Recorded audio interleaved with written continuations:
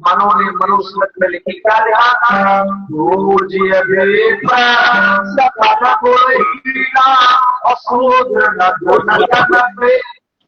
मतलब समझ रहे? हिंदी बताओ। पूजिए, पूजा करो, विप्र माने, ब्राह्मण, सकल माने, चेहरा, गुण माने, बुद्धि, हीना माने खराब। मतलब समझ रहे? ब्राह्मण से कल से बेहतर हो, सकल से कोड़ी हो, लेकिन पूजनी है, पूजा करोगा, पूजा करिए। और शूद्र कबीरा, शूद्र चाहे जितना बड़ा देवों का ज्ञाता ही क्यों ना हो, पूजा का होना, लेकिन वो बराबर बैठने के योग नहीं। ये मैं नहीं कहता हूँ, मनुस्मृत कहती है। शूद्र पशुधारी सकल धारणा की अधिकारी, मतलब एक शूद्र जानवर और 5 लोगों के लिए कहा, ये सब के अधिकारी, इनको जितना मारो मेरी बहनों। उस समय दक्षिण भारत के पेरियार, जिनका नाम है पेरियार रामास्वामी नायकर, जो प्राण स्वामी में पैदा हुआ। इसमें बहुत से लोगों को ये गलत फहमी होगी कि एक किताब का तुम्हें नाम सुना होगा, सच्ची रामायण।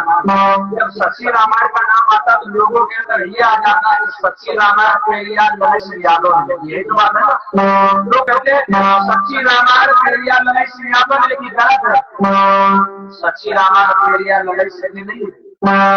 2 किताबें, इसको आप सच्ची रामायण के नाम से रख लो। इसका जो मूल खुलासा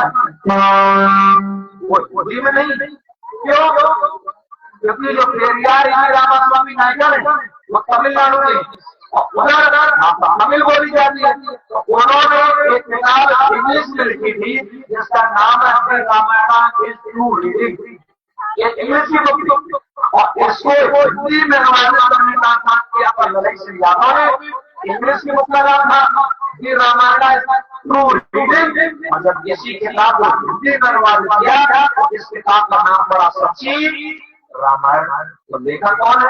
पेरियार रामास्वामी नायकर। और हिंदी अनुवादक कौन है? पेरियार ललित सिंह। अब लोग कहेंगे ललित सिंह यादव जी ने कौन सी किताब? सच्ची रामायण में लिखी। एक किताब और इसका नाम है सच्ची रामायण की चाबी। सच्ची रामायण पेरियार रामास्वामी नायकर की लिखी है, और सच्ची रामायण की चाबी किताब है, सच्ची रामायण की कुंजी, ये किताब पेरियार ललित सिंह यादव की लिखी हुई।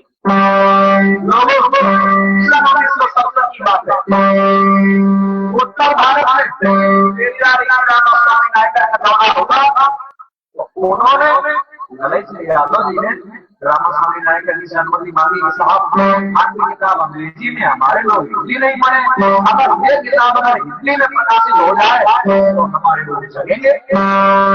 श्री रामास्वामी नायकर ने दे दी, और ये किताब जब मार्केट में आई, बाबूजी मनुवादी, सामंतवादी, पाखंडवादी लोग थे, उन्होंने मुकदमा क्या लिखाया? ये किताब हिंदू धर्म के आस्था पर ठेस पहुंचाती है। ये किताब हम लोगों की धर्म पर, हमारे आस्था पर सवाल खड़े करती है, इसलिए इस किताब को बंद किया जाए। लोगों को उत्तर प्रदेश सरकार के द्वारा इस किताब पर बैन लगा दिया गया। ये किताब रद्द कर ली गई और इसका छापने का करने का काम बंद हो गया। मेरिया ललित सिंह यादव जी ने मुकदमा कर दिया था इलाहाबाद कोर्ट से मुकदमा किया, तो ये मुकदमा 1-2 साल नहीं चला। ये मुकदमा पूरे 3 साल चला। जब ये मुकदमा 3 साल चला, आखिरी में जीत किसकी हुई? मेरिया ललित सिंह यादव जी की। ललित सिंह यादव जी ने जितने दिए हुए फैसले, जितने दिए हुए बिंदु थे, वो सारे के सारे बिंदु, सारे के सारे फैसले इलाहाबाद हाई कोर्ट ने 3 साल बाद मुकदमे का फैसला सुनाया। 27-28 अक्टूबर 3 दिनों तक सुनवाई हुई, 3 जजों की मौजूदगी में सुनवाई हुई, 3 दिनों तक सुनवाई हुई। आखिर में निर्णय मेरिया ललित सिंह यादव जी के पक्ष में आया तो उत्तर प्रदेश सरकार को अलावा कोर्ट ने इजाजत दी कि नरेश यादव जी को 3 साल इस कोर्ट की वजह से, उत्तर प्रदेश सरकार की वजह से इतनी तकलीफ, इतनी मुसीबत झेलनी पड़ी।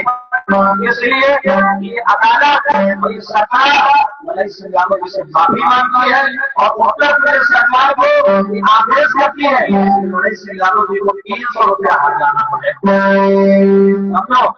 कोर्ट वसूलती है बहनों, जल्दी किसी को देती नहीं है। इलाहाबाद कोर्ट ने उत्तर प्रदेश सरकार को 300 रुपया दे दिया नरेश यादव जी को हर्जाना दे पाया।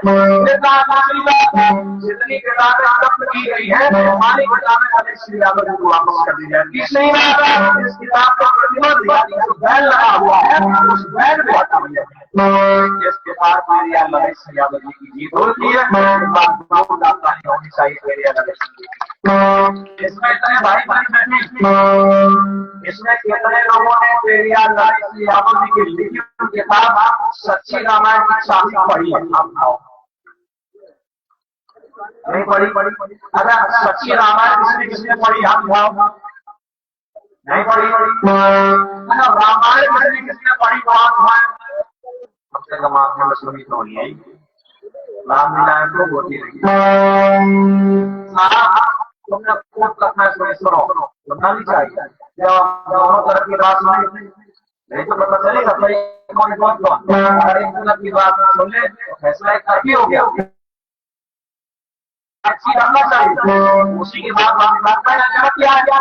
मेरी बहनों, मेरी माता पढ़ो। एक बार मेरे कहने से ये किताब हमारे भैया लोग जरूर पढ़ें। उस किताबों का मैं नाम बता रहा हूँ, हर घर में होनी चाहिए। तो संविधान तो होनी चाहिए, बहन बेटियों के लिए, खासकर बहन बेटियों के लिए 2-3 किताब। एक किताब युग परिवर्तन महिलाएं, ये आप जरूर पढ़िए।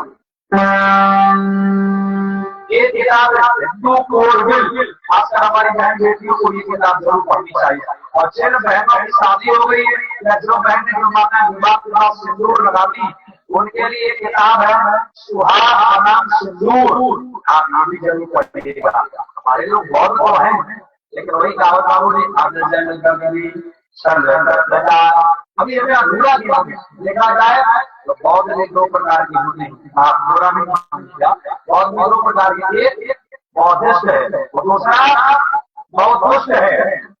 हमें लगता है कि बौद्धिस्ट तो बन नहीं पाए, हम बौद्धिस्ट ही बने रहेंगे। बौद्धिस्ट बनने का प्रयास नहीं कर रहे।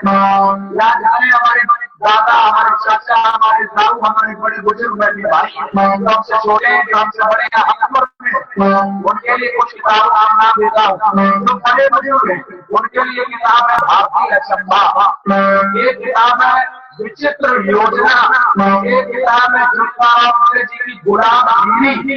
आगे किताबें जरूर पढ़िए। अब जो हमारे युवा साथी हैं वो ज्यादा भगवान में न पढ़ के केवल एक किताब पढ़ने का काम करें। उस किताब का नाम है भारत का संविधान। अब हमारे लोग केवल संविधान की जय जय संविधान, जय संविधान। इसमें कितने लोगों के घर पर संविधान की किताब है? आप आओ। 1 2 3 और 3 ही आ गया। हमें एक हमारे महात्मा जी का 4 1 2 आदमी